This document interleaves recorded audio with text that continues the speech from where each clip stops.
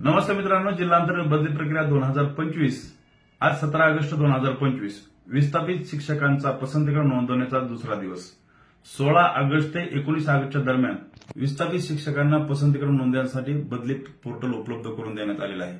मित्रांनो, संवर्ग 4 मध्ये ज्या शिक्षकांना 30 पसंतीक्रम भरूनही शाळा मिळाली नाही असे शिक्षक हे विस्थापित यादीमध्ये आलेले आहेत।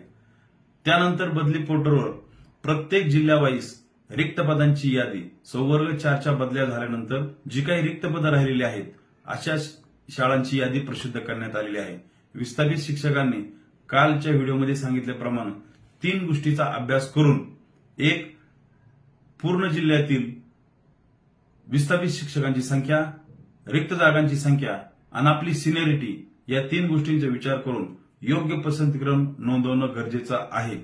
मित्रांनो, या राऊंडमध्ये जर तुम्ही पसंतीक्रम नोंदवूनही तुम्हाला शाळा मिळाली नाही किंवा तुमची बदली झाली नाही तर तुम्हाला सिस्टीम जनरेटेड शाळा दिली जाईल। बदली पोर्टल तुम्हाला शाळा देणार आहे।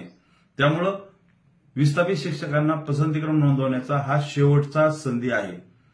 दुसरी महत्वाची गोष्ट, कार्यमुक्तीबाबत 2 दिवस झालं वेगवेगळे मेसेज व्हॉट्सअपच्या ग्रुपवर फिरत आहेत।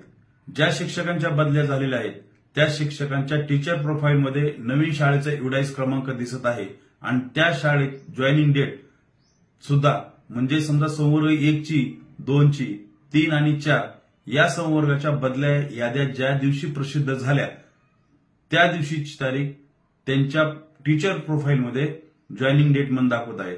समजा संवर्ग 4च्या बदल्यांच्या याद्या 14 ऑगस्ट 2025 रोजी प्रसिद्ध झाल्या तर त्या टीचर प्रोफाईलमध्ये त्या शिक्षकांची नवीन शाळेची जॉईनिंग ही 14 ऑगस्ट 2025 दाखवण्यात येत आहे। पण मित्रांनो, ही फक्त सिस्टीम जनरेटेड तारीख आहे, ही ऍक्च्युअली कार्यमुक्ती नाही। तुम्ही ज्यावेळेस नवीन शाळेमध्ये जॉईन व्हाल आणि त्यावेळेस तुमच्या टीचर प्रोफाईलमध्ये एडिट करून तुम्हाला ती तारीख टाकावी लागणार आहे। म्हणजे ऑफलाईन कार्यमुक्ती आपल्यासाठी गरजेची आहे, ऑनलाईन कार्यमुक्ती ही आपल्यासाठी जास्त गरजेची नाही।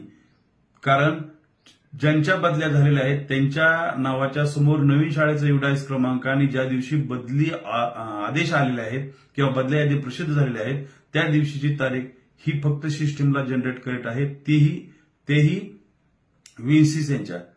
तिसरी महत्वाची गोष्ट, कार्यमुक्तीसाठी महाराष्ट्रभर अनेक अडचणींना सामना करावा लागणार आहे। कारण न्यायालयीन प्रकरणं, त्यांचा निकाल आणि प्रत्येक जिल्हा परिषदेची परिस्थिती यानुसार कार्यमुक्ती दिली जाईल।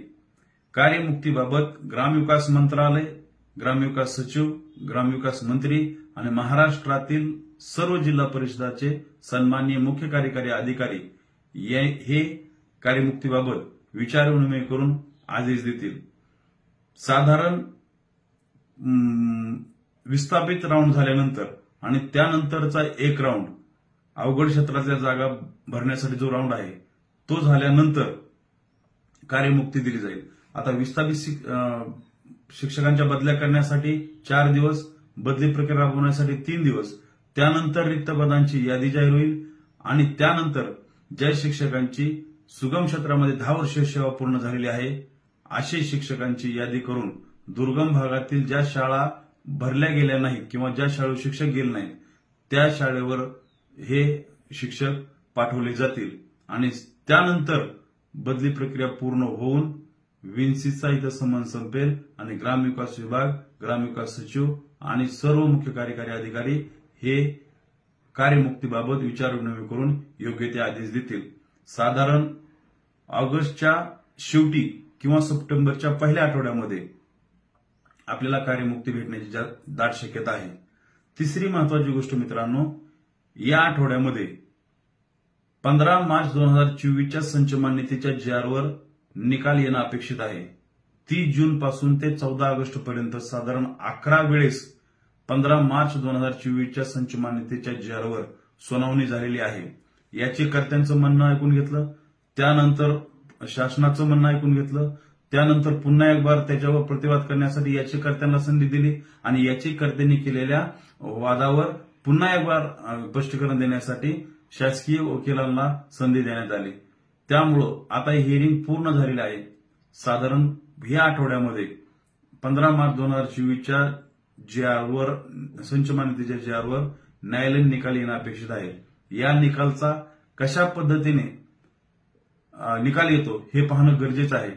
या निकालावरच संच मान्यता आणि शिक्षक अतिरिक्त ठरतील किंवा जुन्या संच मान्यतेनुसारच शिक्षक संख्या निश्चित केली जाईल, ह्या गोष्टी स्पष्ट होतील। म्हणून अशा वेगवेगळ्या अपडेटसाठी किंवा बदली संदर्भात माहितीसाठी तुम्ही राहुल शिंदे गुरुजी चापळगावकर हा चॅनल सबस्क्राईब करा। धन्यवाद।